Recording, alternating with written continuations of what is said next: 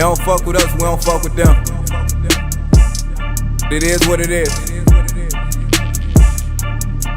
Big Billy. I built this shit. Me. Brick by brick. Real. I can't even call it corner pocket. Niggas in they feelings out of pocket. Smith and Wesson on me, Dallas Cowboy. And I'm with my dog. Down boy. What's going on, everybody? What's going on? All Takes No Breaks back in action, which is episode 7. Lucky number 7, folks. It's actually pretty surprising to me how quick time has gone. 7 episodes already, and I feel like we just decided to start this. So I can't imagine when it passed forward and we're talking about 50 or something like that. In no time, bro. No time. Yeah, it's gonna go quick. However, yeah, we got a couple things for you today. Obviously, we're gonna start the show with the NBA free agency. It's going on right now. Moves are being made. We got to touch on it. We have to. Crazy, man. First things first. I think we should start off Utah Jazz, Donovan Mitchell. So Donovan Mitchell, the Jazz pretty much started fielding trade offers. Before they were like, "No, we're not answering the phone. We're keeping this guy." Now I feel like the mood has changed, and I was like, okay, well, we'll see what we can get for him. However, they already labeled the expensive price tag on the man, as I assume it would be. So what do you think about that? Landing spots? Well, first, before we talk about D. Mitch, we got to talk about this. Utah Jazz also made a trade a little earlier for, what was it? Rudy Gobert. And, man, did you see the ransom they got for Buddy? Imagine what they're going to get from Mitch. So that kind of, I don't know. I feel like Donovan Mitchell is young enough to be able to build your team around. So I know they're fielding calls, but I think they should see what they can get. But I feel like they want to keep him on the roster and build around him. That's why Gobert was moved first. You know, they got all those assets to see what they can get, so what they can use to get what. I just don't think it's going to be this is a complete rebuild, but I don't think they're going to ship away their 2 best players just to start from scratch and get some unproven guys. I don't think so. I agree with that statement. Well, let's address something first. It's Gobert, so let's just. Oh, my fault. Yeah, come on, man. Let's respect the name a little bit. I failed French like every time. But no. For the package they got for Rudy Gobert, it was 4 future first-round picks and the number 22 pick from the NBA draft, Walker Kessler. So that's a fat stack right there. And with those picks, they could build around Donovan Mitchell. But I think they're just trying to see exactly what they can get, and if they want to see what his value is. They want to see what they can get to, like something to start over with. But I think he's probably their best option to start over with, to build around. Yeah, I mean he's a star. So I mean, and he's only going to get better. He's a young guy. How old is the kid? Maybe 24, 25, maybe, right? Yeah, I would say no older than 25. Yeah, because Ben Simmons is 25. So let me see. Donovan Mitchell is 25 exactly, September 7th. So he'll be 26 soon. Young kid. Yeah, so I mean that's something. I'll just say it out there again. Miami Heat would love to have him. Don't know if we're willing to give up that much for him, but I know that if it did, they're already talking about it would include Tyler Hero, it would include Duncan Robinson, which I'm not really mad at. It has to happen. Duncan Robinson has to move to. But hold on, Donovan Mitchell and Bam Adebayo can't be on the same team. No, sir, they cannot. Ooh. They cannot. The same reason why Ben Simmons can't be on the team with Bam Adebayo. They're 2 rookie max extensions, and you're going to have. Well, that would be a slave for us. That would be a horrible thing to do then. Yeah. So it's either it would be tragic. You can't. I feel like Bam is a staple. You got to keep him. He's the heartbeat, man. He holds it down. He's real sturdy down there. I mean, I would love to have him, but if I had to choose, I'm gonna keep the homegrown guy and keep Bam. Mitch is a luxury. He's a luxury. I agree. He's a look. You got Jimmy buckets. You mean you got Tyler. You can make something work with that. You can figure out another trade package. I don't think you guys should do that. Nah. I agree. I don't think we should either. Well, I mean, if it works out, but yeah, the fact that Bam is not able to, Bam would have to be moved around in some way, shape, or form, kind of makes this deal a little sour to me. Other news, unless you guys do get another big from somewhere, like because I mean, you're not.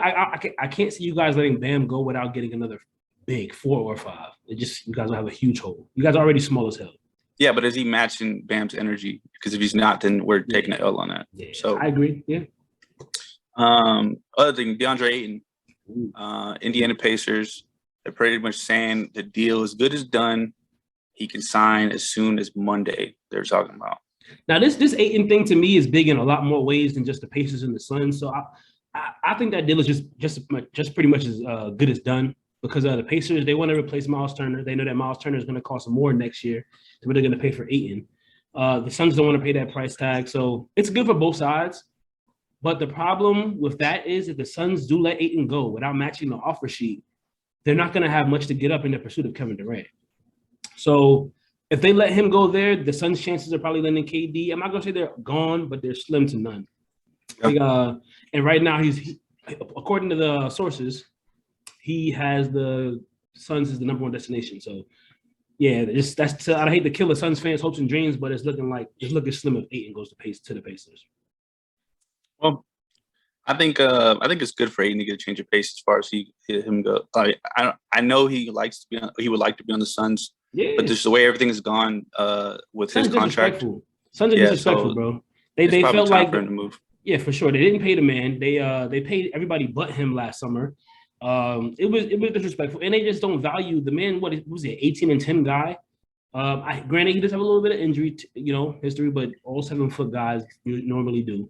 Yeah. I mean, I would argue also that people like to think that he could be more aggressive with his talent, and that frustrates a lot of people. So definitely, and I want to say he lost a lot of value in that finals for some reason. I don't know what Monty Williams was thinking, why they had him guarding Giannis the whole series. That was foolish, but him getting embarrassed like that and Giannis dropping a 50-piece McNugget on his dome piece, that kind of diminished his value. That was rough. Yeah, that's definitely not a good look. 50 points on your neck in the finals. And you hold on. Here's the thing, too, though. I got the Suns, man. They had a 2-game lead and lost in 6. They won 2 games straight and lost in 6. Come on. That's horrible. Yeah, it's tough. That's a tough sell. Tough Yeesh. Sell. Yeah. But yeah, we'll see how it works out with that. Like we said, I think it's pretty much a done deal. Yeah. And Ayton will be Indiana Pacers. So we'll see how that works out for him. So what happens with Miles Turner, though? What happens with him? Miles Turner is, I'm not gonna say elite center, but he's vaunted. People want him. I think he can be a good asset on any contending team. So yeah, I mean he's an asset. He's definitely an asset, and people would be like, "Oh yeah, for real, Miles Turner, let's go." So do you think they do a sign and trade and send Turner to the Suns? But then you wind up in the same issue of having to pay a big man, and I don't think that they have the money for that right now to have to pay a maxed out big man, because how much did they gave Booker the supermax? They paid Bridges a fat sack. They gave CP3's deal is still pretty lucrative. So I don't know. I don't know what happens to Miles Turner in that. It probably might have to be a 3-team trade in that regard. And it might involve Ayton, Donovan Mitchell, and Miles Turner. Those three guys might be in that 3-team blockbuster, something big. Well, it says in here, they said they had to wait until they completed the Malcolm Brogdon trade, which they just did over the weekend. So effective now, they have the cap space to sign DeAndre Ayton outright to an offer sheet. Yeah, they can offer a max deal. Come over here. But it still has to be a sign and trade because he does have 1 year left on his deal with the Suns. But it probably just be they'll send us pick over there. Like we'll give you a 2nd-round pick. Give us Ayton, Yeah. Well, so for Miles Turner, like they would, they could either just not pay the man, or what would they have to do with him? Same thing. Allow him to find a partner, somebody who's willing to take on a contract or pay him or extend him, so he can be moved. I just don't think the Suns are going to be the team to do it. So it might be the Jazz, honestly, who take on Miles Turner, and some kind of deal for maybe. Again, that's just me, my creative mind thinking, but I think there's going to be a deal coming soon. Your GM mind. Yeah. There's going to be a deal coming soon, I believe, with those 3 teams. All right. Other guy we're talking about, Damian Lillard, Dame time. Ooh, my man got the bag.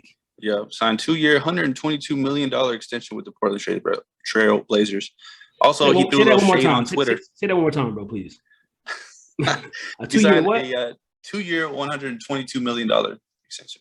I'm a math guy, and I'm gonna tell you if you break that down, split it in half, that's about $61 million a year.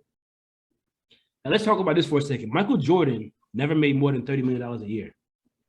Michael Jordan never made more than $30 million a year in basketball. You hear me? Damian Lillard's getting paid 61 M's. to play basketball next season. That's just, but I mean, the amount of money these guys are getting paid is crazy. But also, you got to think inflation in just the world right now is crazy. So agreed, but I don't think inflation is so crazy that you're getting double what arguably the GOAT is making. I don't know. That was many moons ago, my friend. Many moons ago. 20 years. I mean, okay, but that's back when gas was 80 cents. Touche. Too motherfucking shay. Yeah. I'll give you that because gas is what, $5 now? I mean, damn. 5 and some change, bro. Sheesh. Yeah. So, it's many moons ago. I love Dame. Dame is cold. He's ice cold. Dame's a killer. But shit, he makes $61 million. I know I can name a bunch of guys that I think should make a lot more money than him. I think that has a little bit to do with the loyalty that he's keeping to the Portland Trailblazers. Bingo. They owe him that shit. They owe it to him. Yeah. They're like, he could have left a while ago, you know, and made some moves and he's still saying right now. I mean, at this point, if I was Damian Lillard, if I was like, say I was Damian Lillard's boy, right? I'm like one of his friends. I'm like, bro, can you just leave already? Let's go to LA, dog. You shouldn't want to get rid of Russ. Let's go. Like, just go somewhere else, bro. Go play with someone else. You know what I'm saying? Like, and he even threw shade on Twitter. He was like, hey, a lot of dudes running from competition, a lot of dudes running from the grind to find or whatever, run from the grind. Yeah. Yeah. So, that sounds good. But Dame, the grind has gotten you nowhere. Correct. You're in what year? It's double digits, teams almost. Dame, the grind don't love you back. It's not working. It does not. It does not working, brother. There's plenty of I'm sure there's plenty of teams that would love to have him on the squad. Mm-hmm. He would be successful in many situations, just the type of player he is. So I'm not gonna say it's unfortunate. Good for him making his money, and I'm sure all the Portland Trailblazer fans are just over the moon and ready to watch him for another 2 years. But we'll see how that plays out. They deserve so much better over there. That's tragedy. Imagine having a player like Dame, and no slight to CJ McCollum. I like CJ McCollum, but a talent like Dame should have got a better Robin a long time ago. Like the window was open for so long. He's been elite for so long. Yeah, you brought him nobody. You brought him an old ass Melo and CJ McCollum. That's trash. They try to throw Whiteside at them.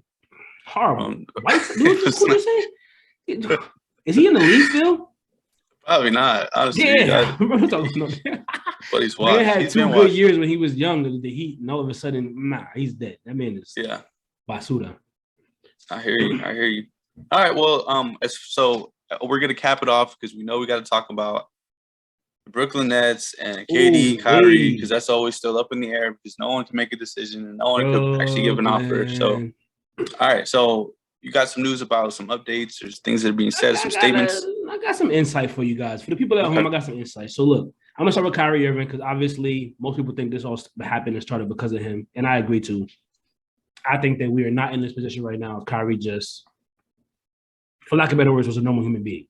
But all right. So look, Kai this morning he put on his Instagram, his IG story. He posted a couple pictures of some Nets fans in his jersey. You know, he posted some things last night saying that he's not going to run from the grind. He's not going to stop. This is who he is.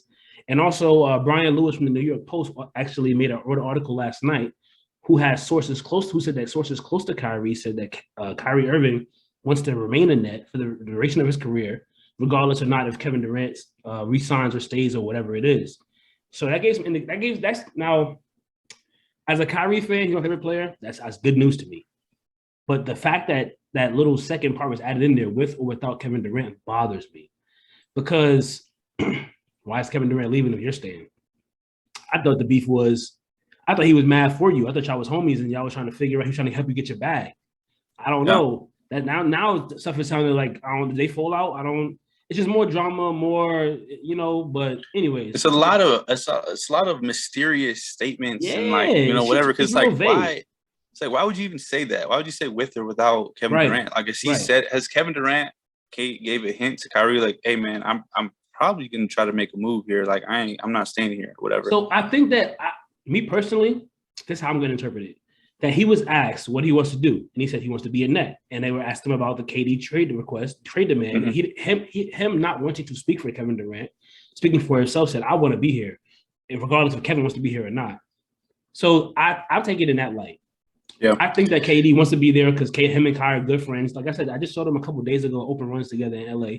They still in touch, in contact. So I just don't like how it sounded, and that's what people pointed out first. At first look, they were like, "Oh, with or without KD." But yeah, I think it's gonna work itself out. I think we're gonna have 7 and 11 back next year in Brooklyn Nets uniform. My opinion. Yep. I like I said from the last thing I said, I think they are going to stick together. We kind of are sensing it. However, I can't stop thinking that there might be a Kevin Durant. Me too. Alternative motive where I'm like, there's a reason why he requested the trade. There's a reason why he's not saying anything, that he actually really is one that wants to make moves. So because look, we've been getting leaks out of Kai's camp the whole time. Kyrie he's been out there vocal. He's been in the streets being seen. And Kevin Durant's been a little mysterious. Granted, he's always like that. Yeah. But in this moment, as a Nets fan, it would have felt good to see Kevin Durant outside, to see him dapping up Kyrie, to see him just some kind of interaction with the world. Like right now, you being mysterious, it makes it seem like he like, screw us. Like, yeah, I'm about to figure this out.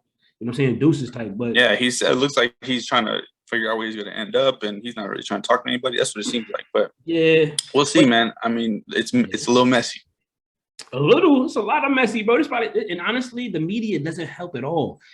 This might be the most messy situation the NBA has seen since Shaq and Kobe. Legit, this might be the most messy thing we've seen since then. I can't think. Quick question. Did you think of what LeBron did when he originally went from Cleveland to Miami was messy? No. I think how he did it was messy. I don't think that what he did was messy. I think the decision, the whole episode, that man, come on. Don't say who you think you are, because I was about to say that, but I had to return myself. You are LeBron. But that's saying he's like the only man that could like be like, oh yeah, I'm taking my chance to South Beach, whatever. Everybody was tuning in. It was cool how he did it, but like it was kind of like I think that we should do that more. I think that should be all right. So right now when we look for trades and stuff, bro, what do? We go on Twitter, we're refreshing our feeds, we're looking at the social media, like that shit it can get boring. If we actually had an hour TV show, right, about where's Kevin Durant gonna land, where's LeBron James gonna land, and we tuned in and we all found out together on the couch, like, oh shit, these guys are going here. That would be fire for the league. Yeah, that wouldn't be. No, I agree. It's very similar to people like, so he didn't obviously go to college, so that was his like, I'm committing to whatever, his like little commitment announcement, right? Yeah. So because he didn't get to do that, he just really got drafted and moved on. So he probably was like, I never got to do this. Let me put these hats on the table, and I mean, he didn't do all that. He didn't do all that, but he himself actually equated it to his college experience. He said that. So. Well, he said Miami was like his 4 years of college, because Cleveland, he was a baby. He was still like in high school pretty much, even though he went to the finals with them. He was a child. The man was a man-child. Miami's where he grew up. He learned how to win championships and play championship caliber ball. And from there, he never really looked back. Yeah. I think it was cool. Like I said, but it was, I guess because everyone found out at the same time, like even the Cavs did. So it was like, oh, that was shit. But at the same time, though, I can't knock it. I mean, it was the ratings were through the roof. So whoever was involved with that, it was a win. But I was tuned in, bro. I was tuned in. So was I. I was locked in. The whole world was locked in, bro. But I just don't think that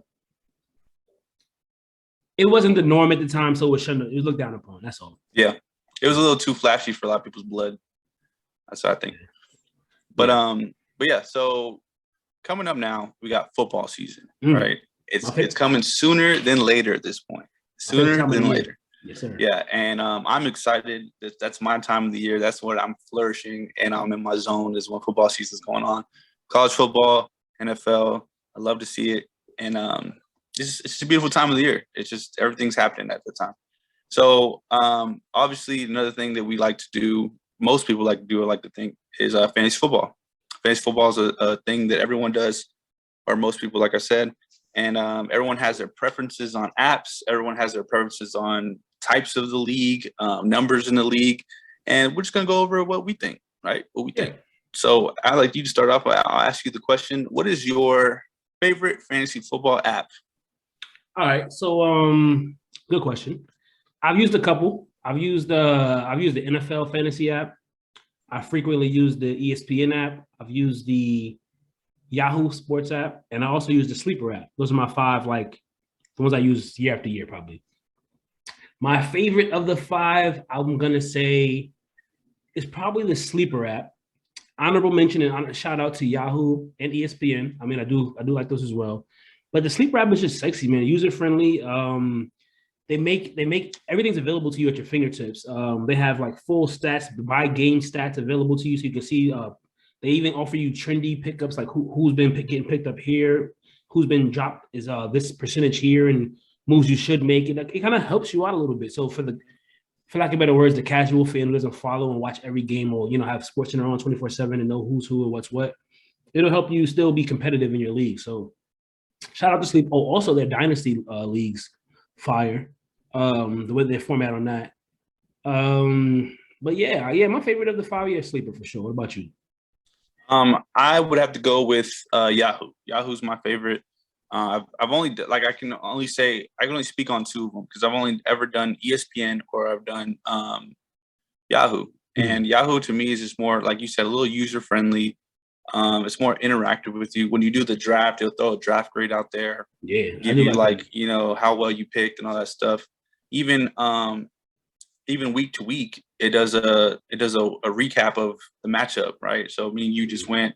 It'll say Geno just got whooped by Dova, whatever the case may be, and then it'll show these are the guys that showed out for you. These are the guys that were under projections. This is that, and it even says like if you guys play each other for the whole year, the record would be this. All the projections and stuff like that. And I think that if you guys are in the same league for multiple years, it shows the head-to-head matchup over the time span that you guys have been in that league too. Oh wow, I didn't know that. Yeah. So I've been in the league for 3 years now on Yahoo, and it shows my head-to-heads with this. A couple guys have been there the whole time. It shows it's like I'm 4-2 against this person, or 6 and something, whatever, or 2 and whatever. That's cool. So that legit. Definitely comes into play with bragging rights, like automatically. Oh, for sure.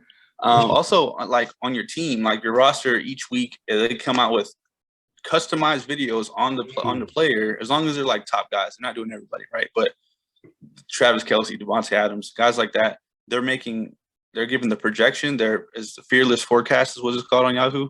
And they're giving you their projection, like 6 receptions, 100 yards, and a touchdown. Like that's what they'll throw that out there for receiver. They'll throw it out there for running backs, quarterbacks. They'll throw out what they're numbers they're gonna put up.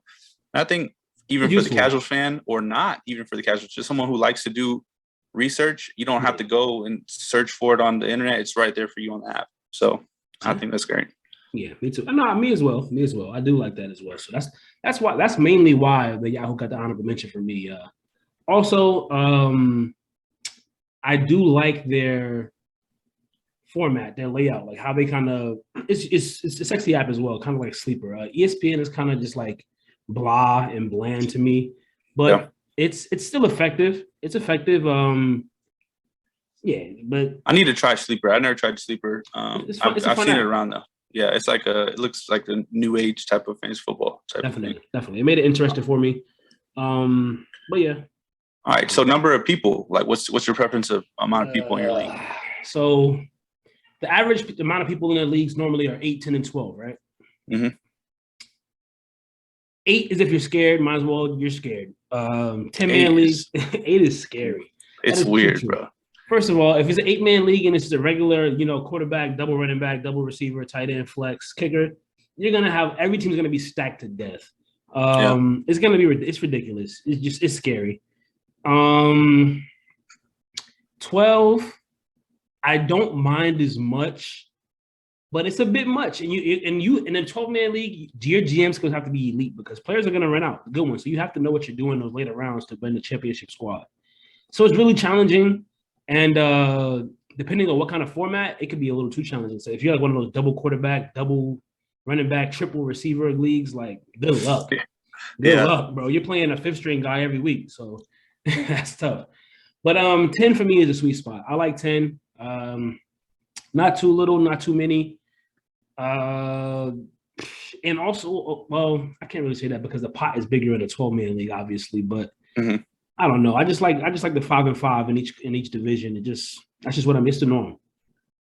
Yeah, I could easily agree with that. 8 is weird. 12 is like all right, you're doing your research on a weekly basis, or not a lot of pre-draft research, and you're doing your research on a daily or a weekly basis. for if someone gets hurt, the main guys, like you have to fill a roster for real. Like your bench spots get really deep. So for me, 10 man is a sweet spot. It allows people to play that maybe might be their first year, and you also still have fun if it's your 7th year. You know, like everyone can just play together and it's still competitive. You can still have a deep roster, or you can fall into. You can accidentally win your league and a 10-man league. Accidentally though, I've never. Sometimes you can, bro. If you draft correctly. So,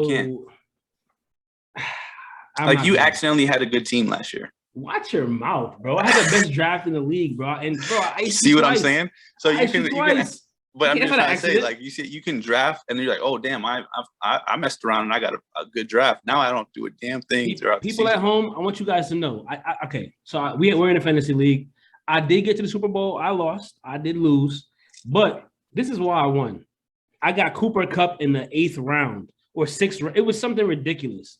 I got him super low. Like all these guys passed up on him, and guess what? He wanted to be the best player in fantasy football or best receiver. All the guys passed on him. I was hyping him up.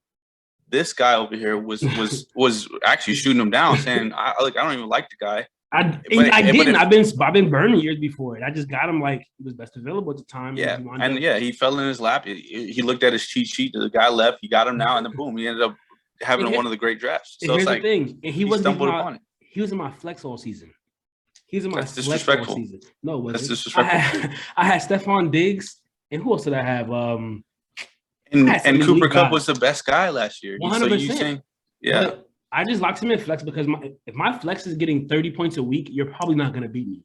And that's what it's Correct. the truth. Yeah. Like, come on. If I still got these 2 elite wide receiver ones giving me 12 to 15 a week, and I got this guy throwing 30 in my flex spot, is genius. Yeah. I mean, it's all right. I said what I said. All right. So type of league, PPR, half PPR, or standard. What was your preference there? If you don't like PPR, you need to grow up. You need to grow up. You need to graduate. This is you're not ready for the big leagues. I agree. Fantasy football, look, it's all about strategy, man. And if you know that guys get points per receptions, all you do is change your draft strategy. I don't know why people are so afraid of it so much. Like they're like, no, I want to go standard. I don't like running backs to catch passes. Bro, just draft running backs who catch passes. And I don't understand the fear of it, or I don't even know why standard's a thing. I think all fantasy should be PPR. Real talk. That's just my preference. I mean, the least you can do is at least do half point PPR. Because okay, look, I'm not gonna lie. I think that receivers should be awarded for the amount of work they put in, and a pass catcher, not even just a receiver, a pass catcher, because you can catch one reception, right, for 80 yards, and you'll get the same amount of points as a guy who got 10 receptions for 80 yards in a standard league. I don't think come on. I think these guys should definitely be awarded, or you should be awarded for drafting a guy that high usage. You know what I'm saying? I don't know. I agree.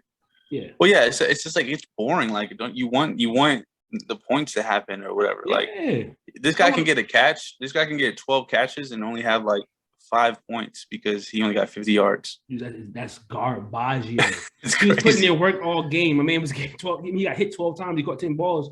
You know what I'm saying? Like, come on, give this man. I don't know. That's just my take on it. I'm not a fan of standard. No, I agree. I probably won't play with a standard league in my life, really, if I have to cover. Yeah, if it's not at least half point PPR, don't talk to me about it. Right? Right. Straight up. Grow up. And types of drafts here. Types of drafts. Do you like live in person? Like you got the board on the wall. People don't have the computers in front of them. This is straight. Well, I guess they have their own whatever form of research, but they don't have like the little automatic. Oh, this is the best available. Like they actually have to do their own research here. I don't think that's necessary. It's cool and everything to have the board and just make, and if you're about that, then that's power to you. That's a lot of research you've done, but that's unnecessary because here's the thing, even though you don't, how can I put this? Even though you don't have like the cheat sheet in front of you, you still know who's good and who's not. Like, you know what I'm saying? Like you still know like the top 5 backs, the top 10 backs. You know who to grab and who to stay away from. I would argue when you get into the 5th round, do you still know who's the best available, or does that cheat sheet come, the little automatic population thing help you out? You know what I'm saying? That's the difference between And I agree with you. And in my argument to that, I agree. No, it does help you out. But my argument to that is they're wrong a lot. Like the guys that ESPN recommend to you in those rounds wind up being butt cheeks. Like sometimes, and the guys that were the rookies that nobody drafted, and like you got to be like 8th round, wind up popping. You're like, holy crap! So yeah, no, I agree. So what is your preference? You like on the board? Do you like computer or live, and then you have a computer in front of you? What is? I'm a technology guy. I like the live with the like, computer in front of me. So with the drafts that I've done normally, obviously the same with you as well. We all meet up together and we just do it from our phone, computer, whatever you got. You know what I'm saying? I'm cool with that. I honestly prefer that. I've seen some drafts where they have, like you said, the board where somebody's like, with magnets or something, or writing them on the dry erase board. Oh, it's the stickers. It's like they got the stickers you can pull. Yeah, those. I've also seen drafts where like there's somebody manning a computer and they like populate on the TV and it's like you get a timer or whatever. Like, and that honestly is my favorite. If I had to say which one would I prefer or like to do, I probably would pick that way. Where we're all sitting in a room and we're doing it on our phone and our picks pop up, kind of deal. Around this on the TV and everyone can see. Yeah, that'd be pretty that's cool. Dope. It's fire. I would have to say I'm 1A, 1B. I do like the conventional draft board. I think that's something that just like it gives that feeling of draft day, and you're putting up your sticker, you're putting up your your first pick, your second pick. It's just like it's pretty tight. I do like the computers around. I like in person. Let me just put that out there. Mm-hmm. In person is like for me. I enjoy that the most. The shit talk is flowing. The pressure is a little different when you standing next to the enemy. You know what I'm saying? Like things like that it's you got the drinks flowing, you got food there, everyone's just get together. It's like the sign that football season is coming and it's close. You know what I'm saying? We're knocking out our draft. So it's just like good vibes. So I would always say in-person draft. Whether it's a computer or you have the board, I'm having a good time either way. So so your boy, just to let y'all know, people at home, every bum that Dova picked, I make sure to let him know about it. I let him know, like, hey, what are you doing over there? I think, who did you draft first pick last year? Who was it that you picked? I don't remember my first round pick. Was it CMC? No, I did that in my other leagues. I got CMC and I got burned, but no, it was a tough year. You got last year was tough for me for fantasy football. No, what number did you have last year? What pick did you have? I had. You picked Alvin Kamara. Oh, I got Alvin Kamara, which was not a bad pick. I enjoyed. He wasn't even a top 10 running back last year, was he? No, I don't think so. He had his moments, but no, I did okay. I did okay last year as far as our league. I did okay. And stay sleep on Jalen Hurts. Stay sleep. You can take him. I got him in round 12 last year. He wound up being like QB 2 or 3 or something. Or maybe QB. He was up there. All right, so last question here. What's the limit of the leagues you're in per year? Because some people get crazy with it. I've heard people doing 7 leagues, ridiculous, 8 leagues. Ridiculous. I've heard that before. So, what's your limit? Where do you draw the line?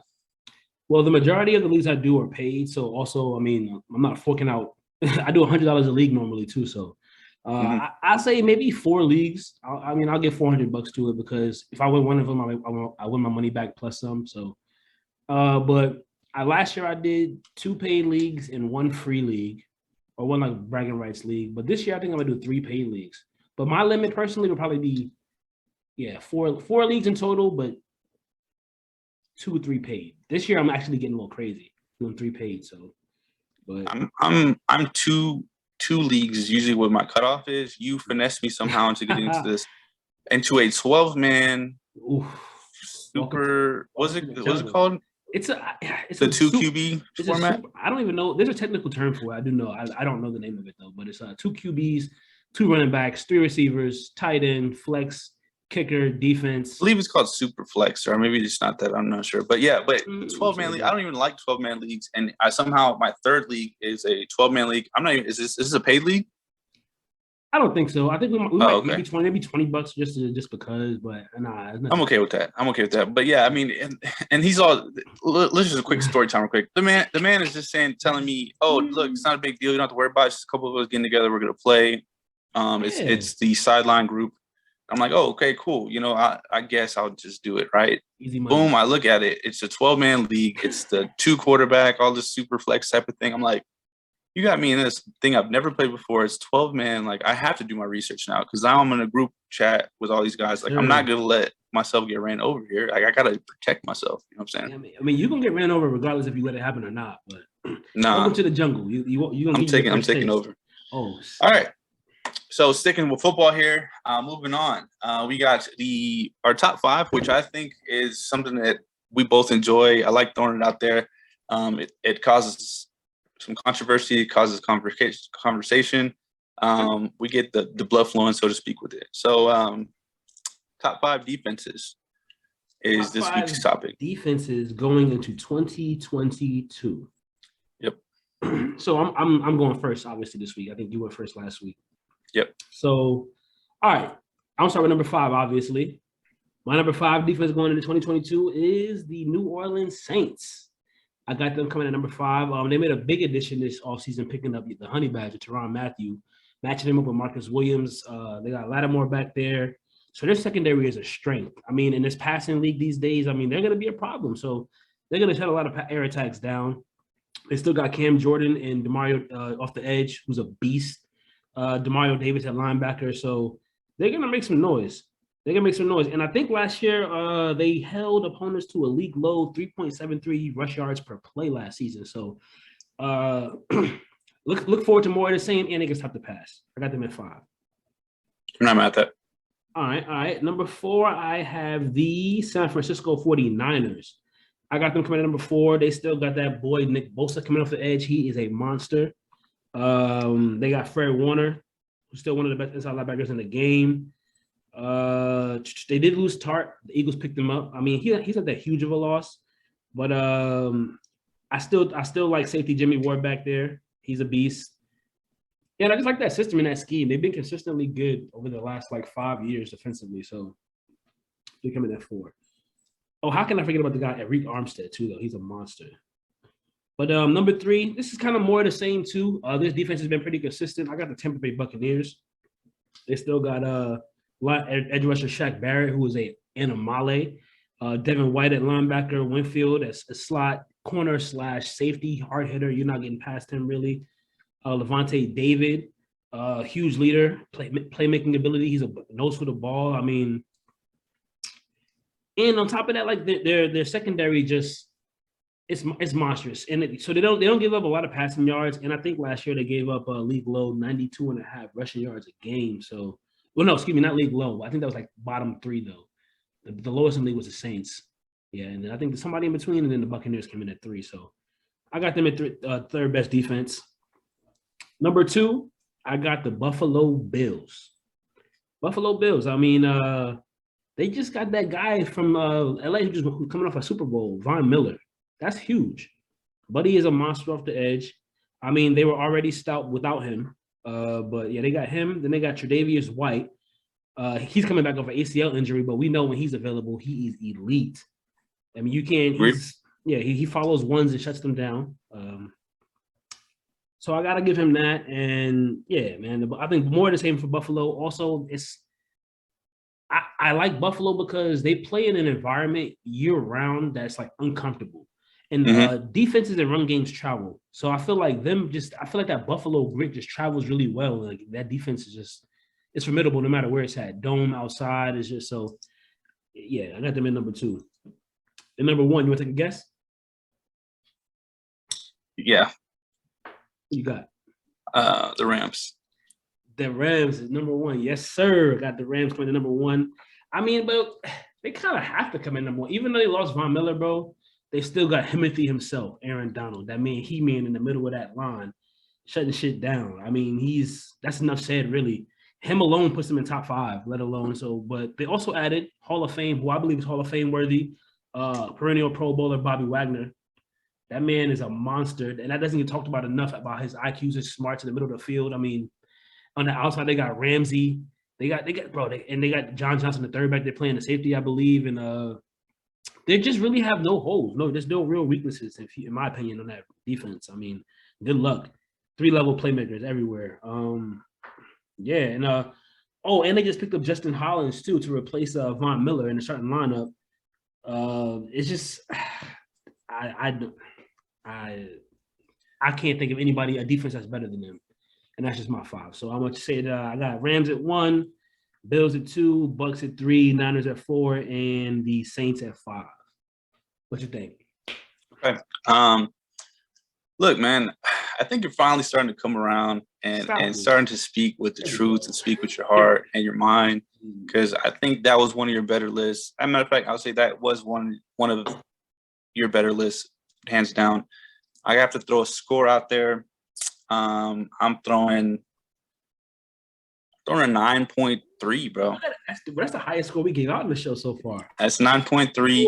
And why I say that is because majority of the guys you were picking, I also have on my list. I mean, Now it's the order it's or a top not five show. might not be, whatever. And top 5 defenses are pretty clear cut. You don't really have to throw a lot of opinions out there for that.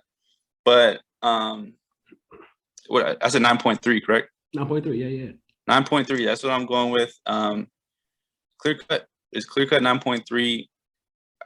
You could have adjusted one thing I would have thrown out there, but actually there's two things on my list there. But don't tell me till after you go though. Don't tell me yet.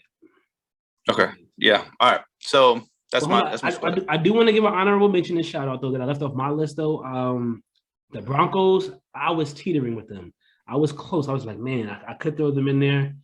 And yeah, that's why I'll let you go before I start naming other teams. Go ahead. Okay. So that rolls me right into number 5. Broncos are my number 5. And I think that we got Pat Surtain, Bradley Chubb, Justin Simmons, and then the thing that why people didn't notice the Broncos is because they necessarily weren't really a good team. And I say the word team, but their defense was elite, right? Now you got Russell Wilson there. If they're able to turn around their offense a little bit, that's going to equate to winning a little bit of football games and people noticing their defensive execution. They've always had a good defense, bro, but their offense is so horrible. The defense is out there all game. So I mean, they're humans. They're gonna get tired, worn down, but they got stop. They got dogs, man. They got what's that dude's name? They got Pat Surtain, Justin Simmons, Bradley Chubb. They just picked up Randy Gregory from the Cowboys. They got to be formidable, but they need to for that division. They got to strap up. I agree. I was also about to throw honorable mention out there, but I'll just keep going down the list because I do have honorable mention as well. But I'm actually going to put at number 4 the Tampa Bay Buccaneers. Mm-hmm. Right, and that's all like opinion based. The same reasons. I mean, they're an elite defense. You can see that because they have such a great offense, and then the way they're able to win football games together as a team, it's just great. I mean, they got White, which was one of the players I actually personally like. Yeah, dog. Number 4, I have the Niners. That was 4. Oh, sorry, number 3, I have the Niners. Okay. Yeah, the Niners I think are. I'm not going to use the word more efficient or anything like that, but when you have a guy like Nick Bosa, it's exciting to watch. You know what I'm saying? He's up there with the dominance, or I feel like he's going to be up there with dominance as long as he stays healthy. Yeah. Not like Aaron Donald, because Aaron Donald is his own thing, but like one of one. Sure. Yeah, but the way he gets to the quarterback is just exciting to watch. I mean, the fact that both of those guys were created in the same household, Joey and Nick Bosa, is crazy to me. The Bosa family and the Watt family, like, bro, whatever those guys were like putting in their food growing up, I need some of that. That's crazy. Yeah, they're both just elite guys. So crazy. I think that it's self-explanatory in that thing. Number 2, Buffalo Bills. I agree with you on that. Von Miller going over there, I think is huge. You got White.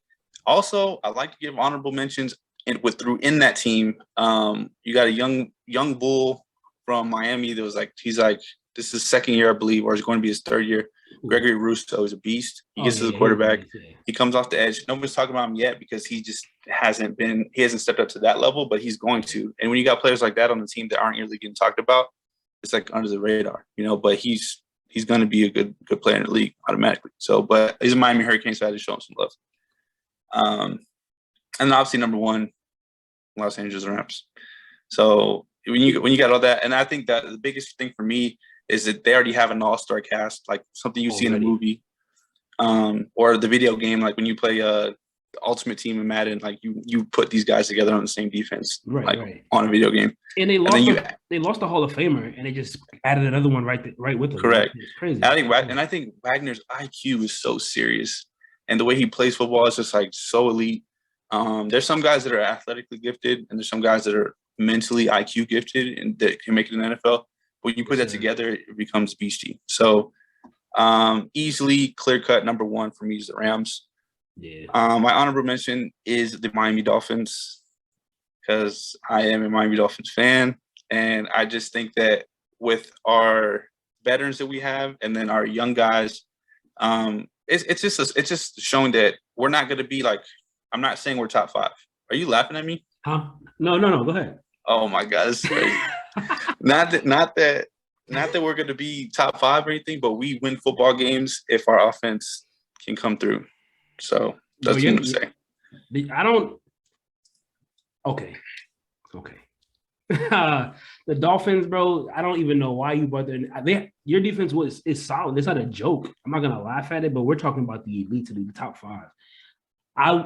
And again, I know you love the Dolphins. I'm not slighting them just because you like them, but I'm not. I'm not throwing them into my top 5 though. So you can take the vocabulary top 5 out. But the honorable mention means that they're flirting with it. No. The honorable mention means that they might be flirting with it. It just depends on opinions. Hell no. They ain't even in the top 10. They're maybe look, if it was biased, it was biased. So what? I mean, it was my honorable mention. I just wanted you to say it out loud. That's all. You said it. Okay, we're good. No, I'm messing with you. But no, if I did some more honorable mentions though, like I said, the Broncos would have been an honorable mention on mine. The Patriots, they have a dominant, formidable defense every year, no matter who's on the team. Bill Belichick knows how to coach a defense. Bengals is slept on. Bengals are slept on defensively. Jesse Bates just got locked up. That's huge. He's a top 5 safety. Trey Hendrickson, the edge rusher off the edge, is a monster in Amale. Bro, and they went toe to toe with the. No, they beat the Chiefs last year. I forgot in the season finale, right? Or week 17 or 16 or something like that. That's what I'm saying, bro. Like their defense is, I don't know. I just like what they're doing over there in Cincinnati for the first time, probably in like. Since Carson Palmer and Chad Johnson were there, bro. It's been a while. Yeah, it's exciting times over there in Cincinnati. Something the Browns have been looking to do forever, and they just can't get hold of it. Man, the Browns, bro. You know, speaking of the Browns, I gotta get something off my chest real quick. Give me a minute for a second. I don't understand, bro. What makes I saw people at home, if you don't know, if you've been under a rock, Deshaun Watson had about 24 sexual allegations thrown against him. The man is pretty much a pervert. A bunch of women told on him. One time, I think, can be an accident. It could be some rumors or whatever. But this many times, he could be getting me too. Who knows? And I don't want to talk too much on it because, I mean, he hasn't been found guilty of anything. But if you look at it, I mean, I think there was some wrongdoings done. Something happened. Something was there. This is not happening for no reason. I'll say that. So what I don't get, though, is how this man can be accused of sexual assault and misconduct and only be looked to get suspended, be suspended by the league for 4 to 6 games. But Calvin really is being suspended for a whole season for betting on one football game while he was not playing. And they lost, and he lost the bet. I don't get how that equates. I'm questioning morality. I can't lie. You want to hear my opinion? Do you want to hear my opinion? Yeah. Give me something. I'm pissed. Okay. Give me something.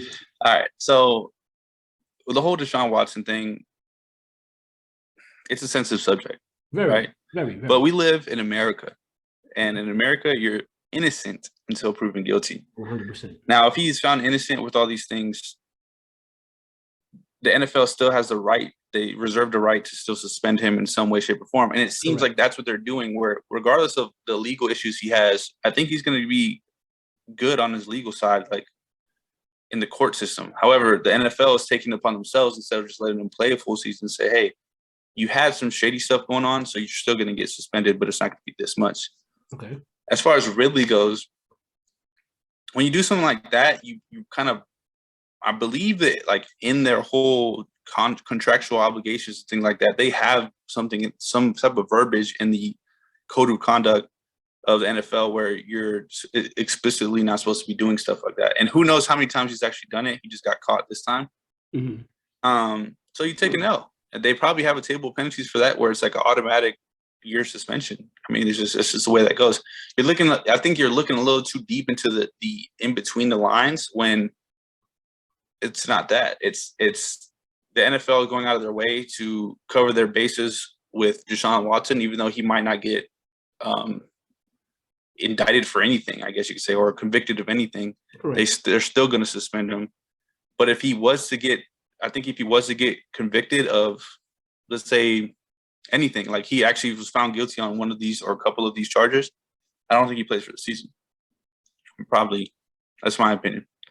And when you say it like that, I kind of agree with you. I do. No, I don't say kind of. I do agree with you wholeheartedly. One conviction that's probably it might end his career, low key. Not the season. It might end his career. Correct. And I think the NFL is just kind of saying like, hey, we don't condone you getting in trouble, even if whatever, like even allegations getting thrown around. So that's why they're giving him half a season. But they don't really have the ground to stand on to suspend him for the whole year if he doesn't actually get in trouble. Now, I'm going to say this. We do live in America, and you are correct. You are innocent until proven guilty. However, if you, as a human being, as a person with a conscience and morality, if you do nothing wrong, if you are innocent, do you pay? Do you pay to get this stuff to go away? Do you settle these cases outside of the court for millions of dollars? If you are innocent? Yes. And I say this because if you want to stretch that out and try to prove your innocence so hard, you're going to stretch out this to where you're losing time on your actual career just to, and it depends on what you find important. If your name is important, more important than your football career, then so be it. Go ahead and ride that out. And maybe 3 to 5 years from now, when it's all settled in court, then you can start playing football again. But if Deshaun Watson, I'm assuming he wants to just hurry up and start playing football again. He wants to get this over with. So anybody, if they're able to settle this and move on, then he's willing to pay. And I agree with that statement. If he wants to play football, if he's worried about, like, if he's really genuinely stuck on the fact that, hey, I don't want this to even be anything, whatever. But I agree with you. It could look like he's guilty, but I think he wants to play football and get it over with. For sure. Now, we don't know whether he's guilty or not. Nobody knows. He knows. Only him and God. There's always people that know if he's guilty or not. Also, in Vegas, it's not a crime. So it's not a crime to pay for it, but not to. You still have to. It has to be consent on both sides. According to these women, consensual interactions. Yes, according to these women, it was forced upon them. They didn't want to do it. He kept. It's weird. Okay. It's weird. But yeah, I don't know. I feel like that should be something that the league should not let you play with regardless until your name is completely cleared. He's still on rosters. He's still on teams. He's still signing contracts. He's still a face of the league. It's not a good look at all. And we're going to see how it plays out. I'm telling you right now, with today's world, with cancel culture and everything, the NFL, if they got to handle it. They have to really, really, really walk on a fine line with this one. I think they're already covering their bases. They already have a preset suspension for the man, even though he hasn't been found guilty. So it's like she's telling me he's gonna get suspended for the same amount of games that Tom Brady got for essentially being involved in a deflating football scandal for 24 sexual misconduct charges. That's the thing I'm talking about. You have that's if he doesn't even. That's just for being accused of this. 24 times though. 24 times accused. Okay. Dude, that's what I'm saying. 24 sexual misconduct cases. I think that warrants a suspension. And he is going to. But listen, 24. Look, here's the difference. 24 conduct, accusations. He automatically gets suspended for, was it 6 games? 4 to 6 or something. 4 to 6 games automatically, without ever being a true or anything like that. He's already getting whatever, right? I mean, there's maybe some truth to it or whatever, whether it was consensual or not, I think is up for grabs. That's what everyone's trying to figure out. Yeah. But that automatically 4 to 6 games just for the accusations getting thrown around. Now, if he's found guilty of any of these or admits guilt to any of these, I think that 4 to 6 game suspension goes for a season or maybe indefinitely. So yeah. But they're already covering their bases now. I mean, they have to do something. Something has to be done. But it's not like they're doing nothing either. Yeah, I'm just comparing it to so I don't know if you're an MTV watcher like at home, there's a show called The Challenge. There's other things they have when there's people are getting canceled and written off and thrown out of TV shows these days for way less. People are legit getting career done, start over, cancel Christmas, go to jail, do not pass go. They're just not getting in. No, I watched The Challenge. I mean, you're talking about that Australian girl? It's a couple of them. Her, remember Corey's his baby mama Taylor. I guess she got in trouble too for saying something about, I don't know, but I know the Australian girl didn't she say the N-word or something like that? Pretty hard. But here's the thing, bro. With the ER. Oof. But is saying a word, right? That one word is enough to get her canceled and get her career thrown out. But Deshaun Watson essentially raping 24 women, only gets to sit out for about a month and a half, and gets to go about his life making $250 million. You make a good point. However, the challenge is like you're so replaceable on that. Like you're just a contestant. In the NFL, you're not. I think you're more replaceable in the NFL than you are on an MTV show. No, what? I would argue. Come that. On. I would argue that anybody could jump. Not everybody, but most people could jump on the Vick, challenge. Bro. Look how they did Mike Vick with some dogs. And he was probably the most talented guy selling the most tickets they had in the league at the time. But here's the key word on that. He was convicted. He was guilty.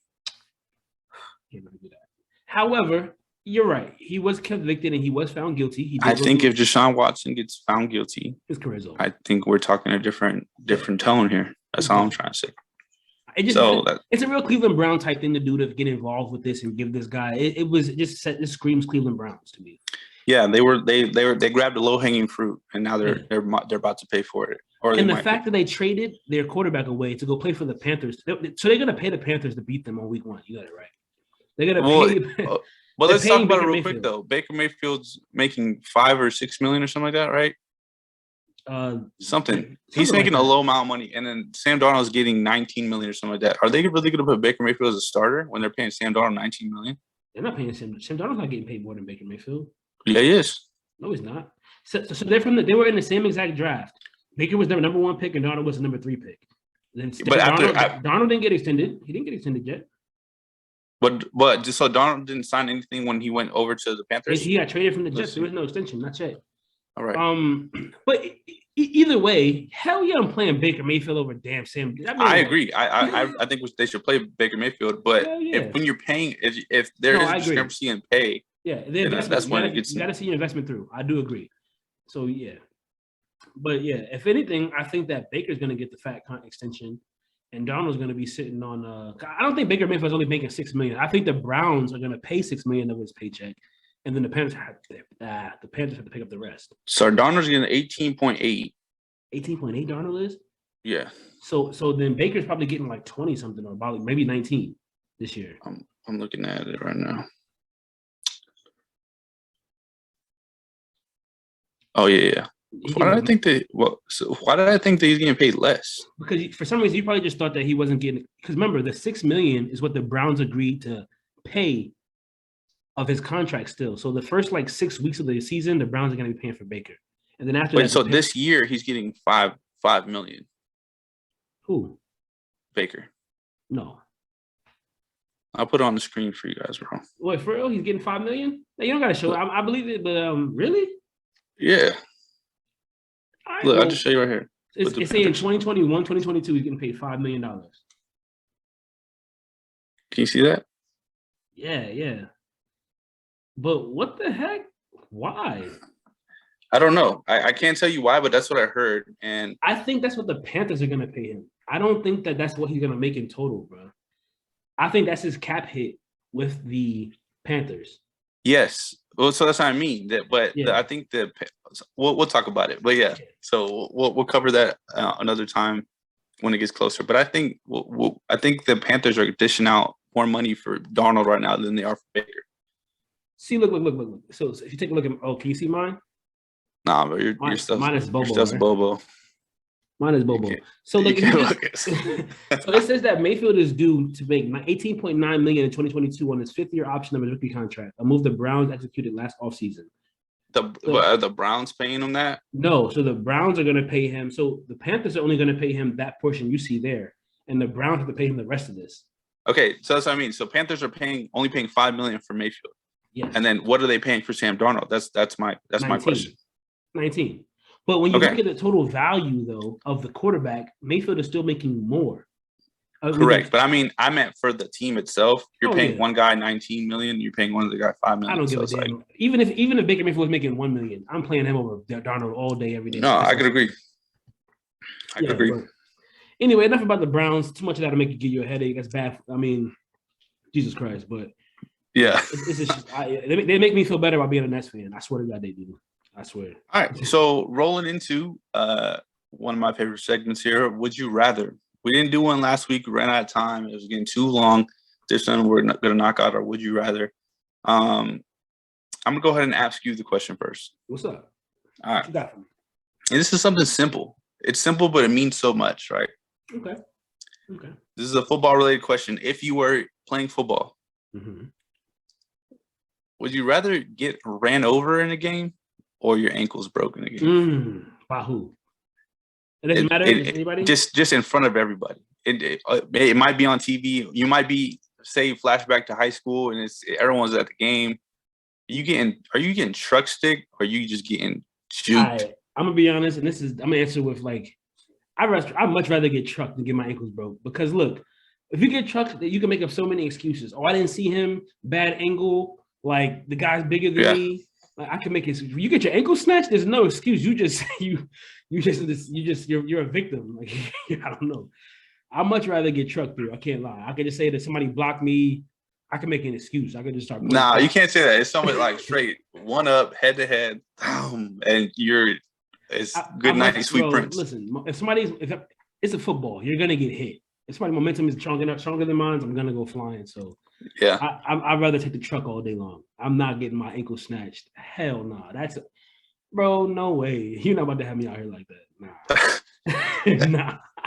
Hell no. Give me the truck stick. Yeah. Unless it's Derrick Henry, then juke me, please. Don't run over me. Yeah, bro, I just noticed I got ink all on my hand from this pen. Look at this thing. Crazy. Anyways, but for me, I think I would take getting broke, and this is why. It doesn't hurt because I'm just a bigger individual. You know what I'm saying? So if I go down and you run me over, like I can't really explain that too much. You know what I'm saying? Like especially if the dude's smaller than me. If the dude's smaller than me, he beams me. And now I'm on my back. I'm momentum, low man gravity. Wins. Yeah. So you mean, bro? There's so many different reasons or excuses you can make. Yeah, but if Buddy runs a 4.6 and he breaks me, then I'm like, oh, look how fast he is, bro. Like, I mean, I took the L. Like, I'm not fast. I know that. Bro, so, you said ankles broken, so I mean, you snap, flop. No, yeah, it's like like you fall on the ground. Bro, you know about the me. Hell no, I don't know. Way, bro. Either way, you're gonna end up on ESPN. It's just how you want to look on ESPN, right? Yeah. Don't break me. That's embarrassing, bro. Like, bro, I remember when I was a kid, bro, getting broken in the hood was like one of the most like, if you got, bro, you hear about that at school for like 2 weeks. You got broke, and then nobody wants to pick you. You get picked last and stuff. Just got your ankles took. Ooh wee. But that was a good one though. That was a good one. I like that. Yeah. All right, go ahead. All right. So for you, mine isn't sports related. Mine is more of like life related. But I'm gonna give you a question. Here you go. Would you rather go to war for a year or go to prison for a year? I rather go to war for a year. Why's that? I don't know. I feel like I'm a man of honor myself. I feel like I'd rather if me just saying, "Oh, I'm gonna go to prison for a year" is like just not in my DNA. Because it's like if there is a war to fight and I was able to assist the country in a positive way, I'd rather do that and take my chances than me going to prison and thinking that I'm safe and actually getting worked over in prison and not making it. So it's like I'd rather do that. And then you come back and you say, "Oh, I did this, I did that." It's just something that you can hang your hat on a little bit. The possibility of coming back though from a war is slim to none. I mean, not slim to none, but I mean, you just like, I mean, it's tough, but I mean, it's just part of the thing.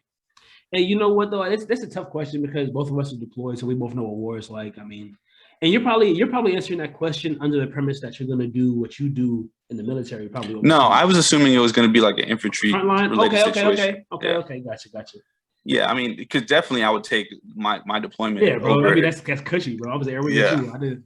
I was chilling for sure. But no, I was assuming you meant like, hey, we're sending rounds down range type of thing.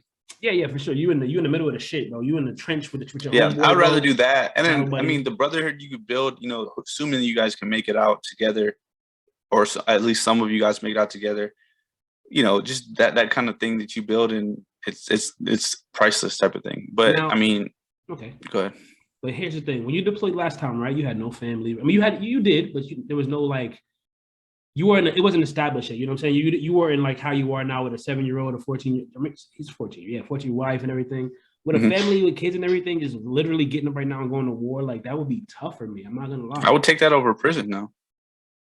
Yeah, I probably would too. I can't lie. I don't want to be. I'm not gonna sit there and I'm say, not going "Oh, there I'm with the booty locked up." bandits. I'm not going Nah, with the I'm booty not. bandits. Nah. I'm gonna go do that. I'm gonna go do something productive with my life for a year, not just sit around and get told what to do. Well, you still get told what to do, but like get treated like a number And instead of that. What's the difference between that and the military? You're a number Bro, two. it's a little different, bro. Like It is a little different, especially but when you got this like chump corrections officer talking to you like correct. reckless. It's like somebody who's a nobody who's at home, like a corny. No, I agree. But let's be real. The prison and military, bro, they're not that far off. I mean, all right. And I say this like this. What do you mean by that? Do you have all your freedoms when you're in the military? No, you do not. No. You have to be told what to do and do what you're told at all times, especially when deployed. You eat the food is almost comparable depending on what, like how you MREs and stuff. That's pretty much almost the same stuff you eat. Yeah, but I stop you right there. Like, unless you're deployed, you're talking about a deployed environment, or are you talking about when you're in garrison? I'm talking about war environment, like rounds down range in the middle of the shit. Like, well, yeah, I mean, it has to be like that. But you're eating for free. You're doing your thing or whatever case it be. And yeah, you're getting told what to do, but it's all for a purpose. And your life's not in danger in prison either. I mean, that's debatable. That's true. It could be, but you're not trying to be killed by somebody for no reason. Like you don't have strangers trying to. I mean, somebody can in prison. Somebody can kill me for no reason just because I like bumped into them. I didn't say sorry or something like that, and like he's just thinking about it for days, and then he's gonna ice me. 2022, bro. That can happen going to the grocery store. We saw that in Buffalo. That can happen. Right, it can happen anywhere. But I'd rather be like deployed with my bros instead of trying to protect myself and protect everything around me, and trying to like trade some Skittles for some ramen noodles. Hey, hold on, bro. Chili Mac, I was trading my Skittles all day, bro. Stop it. I'm just, bro. My candy and everything for my MREs. I traded all my Skittles. I traded my. No, yeah, I hear that, but like you gotta have like trying to get in prison. You gotta get money on your books, and if nobody fucks with you, you got no money on your books. And you know what you think care packages were? You get those in prison, and you get those in deployment. It's the same thing. Yeah, but like it's a difference. Your life is just different. Your vibe is different. Like when you're on each one. No, I'm playing devil's advocate here because I'm definitely on your side. I'm much rather go to war, right. But like, I think it really just depends on who you are. If you're like a career criminal, you probably don't mind going to prison for a year. Like, take me, I'm cool. I'm gonna get out. Life is gonna be okay. But, yeah. I definitely agree with you though, man. I'm going to war any day. Sign me up. I'm not going to prison. Hell no. No, it's just not something that I would want to, say for my family. Like, oh, where's so-and-so? It's like, oh, he has to serve a year in prison. He's like, he's up north right now doing a bid. Yeah. Ooh, and it's like, or he's like, hey, he's deployed for a year or whatever. It's just a different tone. And you say that with a little bit more respect, pride behind it. Like whoever's talking about you saying a little bit more pride than, oh, he's just locked up. Yeah, for sure. And when you come back, you can say it with a little bit more pride too. It's like, I just got back from war. A little bit more pride. Yeah, hell yeah. Not like, oh, I was, like you said, I was upstate. I was up north, did a bid real quick. I'm back. Yeah, I know how to make a prison burrito now. You want to see it? Like, come on now. Nobody. Hey, hold on, bro. But hey, I learned a bunch of stuff over there too, bro. I was so innovative over there, bro. Like it was crazy. No, you do adapt and overcome. Look, humans are gonna do that. Any situation, they're gonna adapt and overcome. And they're gonna start creating things that people, whatever. But I can promise you, most people don't really care about your prison burrito that you're about to make. Right? Yeah, true. I, for one, can say I don't. And you're going to say it's delicious because that's all you had to eat. But then when we're sitting here and we can actually eat a real burrito, I'm like, I'm not going to touch that shit. You're wild. Yeah. Factual, my man. It's factual. But yeah, I think that wraps it up, man. Just good episode. Yes, good vibes, as usual. Next week we're planning on bringing another guest on. We're not going to disclose who it is because we have to make sure we lock them down. Yes. But we are planning to do it. We liked it. Let us know if you liked it when we had a guest on. I enjoyed it personally. What about you? Same. I loved it. Getting somebody else's insight, having somebody help me tag team and jump you a little bit always feels good. Yeah. No, I'm kidding. But yeah, I like it, man. It brings another dynamic to the show. We get a second opinion. You guys don't just hear us giving our opinions. Because I mean, I feel like we're both pretty consistent on the sides of the fence that we stand on. So it's just good just getting a third ear in here, a third mouth in here. Yeah, I mean, especially when our last guest picked Ryan Tannehill was their fifth. I'm just kidding. Bruh, Little shade. I mean, Ryan Tannehill don't belong on no top 5 nothing list unless it's top 5, like getting your spot taken. Like, bro, my man, like, we're kidding, Dre. It's all love. I love you, Dre, but that's crazy, bro. He protected it immediately. He put his little stipulations out there. Yeah, he tried to, he created context immediately. Which is smart. But yeah. But all right, people, it's been real. Episode 7 closing out. Hit us up, like, comment, subscribe. As usual, leave some feedback. Tell us what you want to hear, what you want to see, what you want us to talk about. We love it. We love to hear it. We love you guys. But all right, signing out. Talk to y'all next week. Yes, I know. Peace. Peace.